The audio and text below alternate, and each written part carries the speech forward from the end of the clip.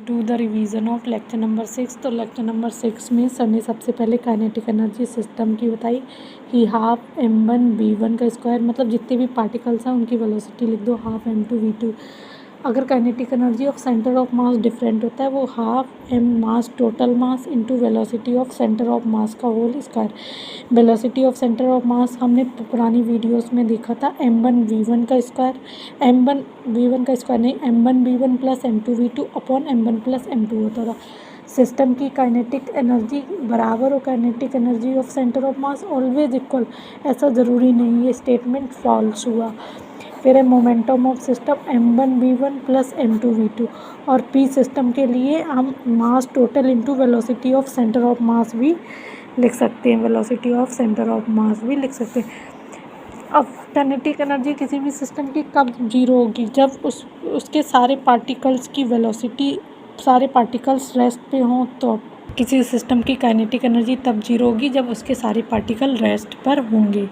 Okay, अब इससे related sir ने नोटबुक्स में कुछ क्वेश्चंस के थ्रू भी समझाया, वो मैं आपके लिए बता देती हूँ। यहाँ पर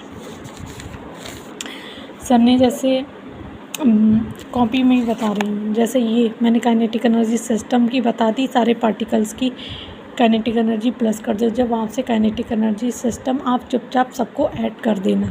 अब एक एग्जांपल, जैसे 3 kg वाला आगे 4 मीटर पर सेकंड से जा रहा, 4 kg वाला पीछे 3 मीटर पर सेकंड 4 मीटर पर सेकंड से आ रहा, तो इस केस में सिस्टम की काइनेटिक एनर्जी तो होगी, बट क्योंकि काइनेटिक एनर्जी तो स्केलर है तो काइनेटिक एनर्जी तो होगी, लेकिन मोमेंटम इस केस में नहीं होगा, क्योंकि velocity of centre of mass zero हो जाएगी, क्योंकि एक की वेलोसिटी आगे है और एक की पीछे है, और मास इंटू वेलोसिटी इसका भी सेम है, इसका भी सेम है, इसका पॉजिटिव डायरेक्शन में, इसका नेगेटिव। तो सिस्टम का मोमेंटम तो इस केस में जीरो होगा, वेलोसिटी ऑफ सेंटर ऑफ मास भी जीरो होगी, और kinetic energy of centre of मास भी जीरो, क्योंकि VCOM velocity of centre of mass zero, but system की काइनेटिक एनर्जी होगी कुछ ना कुछ।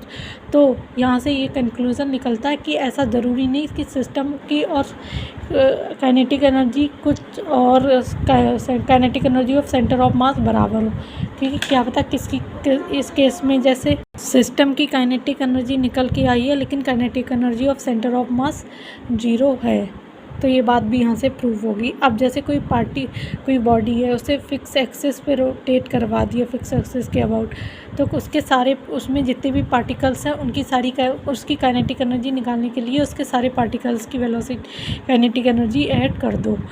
फिर kinetic energy of centre of mass half m total into velocity of centre of mass का whole square. अब दूसरा एग्जाम्पल हमने एक करवाया, इसमें देखिए ये 2 kg वाला आगे की तरफ 20 मीटर पर सेकंड, 3 kg वाला 10 से चल रहा। Kinetic energy of system individual particles की काइनेटिक एनर्जी जोड़ दीजिए। Velocity of centre of mass m1v1 m2v2 upon m1 plus m2 करके आ गई।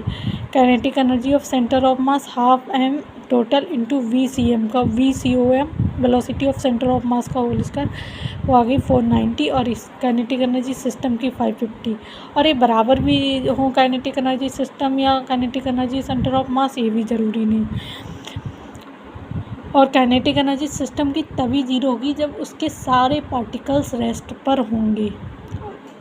और momentum of system m into V 20 into 2 और इसका 3 इंटू 10 तो 70 आई कैप। और मोमेंटम ऑफ सिस्टम के लिए m टोटल इंटू VCM करेंगे तो भी 70 आई कैप आ रहा। ये वाली बात हमें लगता है आपको समझ में आ गई। यहाँ से हमने सीखा कि सिस्टम की kinetic energy is equal to kinetic energy of centre of mass always equal, तो ये बात फॉल्स होगी। काइनेटिक एनर्जी सिस्टम और काइनेटिक एनर्जी यहाँ पर होता of centre of mass, both are different things. Of centre of mass both are different things. ऐसा हो सकता है कि सेंटर ऑफ मास की काइनेटिक एनर्जी जीरो हो और सिस्टम के पास काइनेटिक एनर्जी हो। अब देखिए momentum of system is equals to m total into VCOM, और मोमेंटम ऑफ सिस्टम के लिए m1 into velocity of V1 m2 into V2, ऐसे भी कर सकते हैं। ऐसा भी हो सकता है कि सिस्टम का मोमेंटम तो ना हो, नेट मोमेंटम ज़ीरो हो, परंतु काइनेटिक एनर्जी हो। ऐसा भी हो सकता है कि मतलब नेट मोमेंटम जीरो क्यों इसलिए हो सकता है कि मोमेंटम वेक्टर है और काइनेटिक एनर्जी स्केलर है, फिर है सिस्टम की काइनेटिक एनर्जी कब जीरो होगी। सिस्टम की काइनेटिक एनर्जी जब सारे पार्टिकल्स रेस्ट पर होंगे तो सबकी वेलोसिटी जीरो होगी। जब सारे रेस्ट पर होंगे, ऐसा भी हो सकता है कि सेंटर ऑफ मास रेस्ट पर है और सिस्टम के पार्टिकल दौड़ रहे हों, ऐसा भी हो सकता है।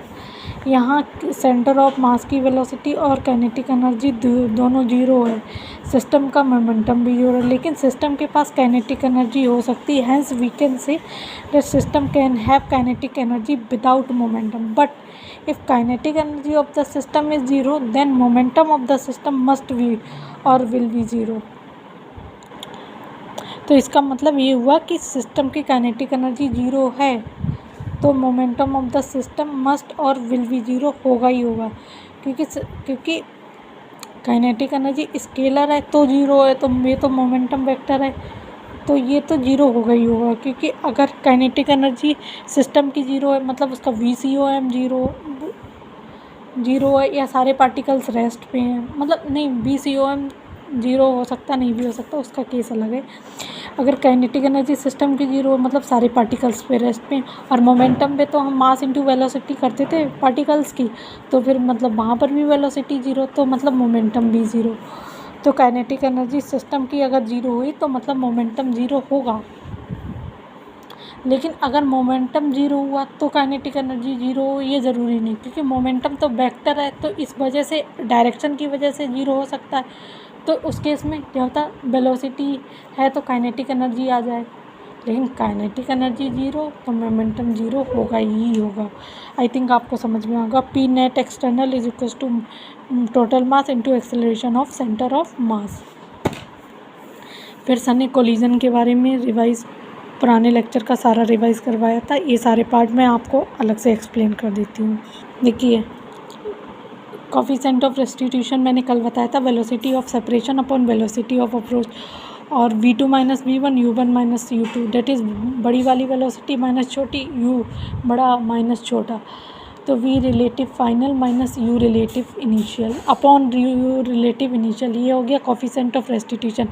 अब कोलिजन के लिए जैसे M1 मास की बॉडी U1 से जा रही है M2 की U2 से, तो बिफोर कोलिजन U1 ज़्यादा होनी चाहिए कोलिजन होने के लिए।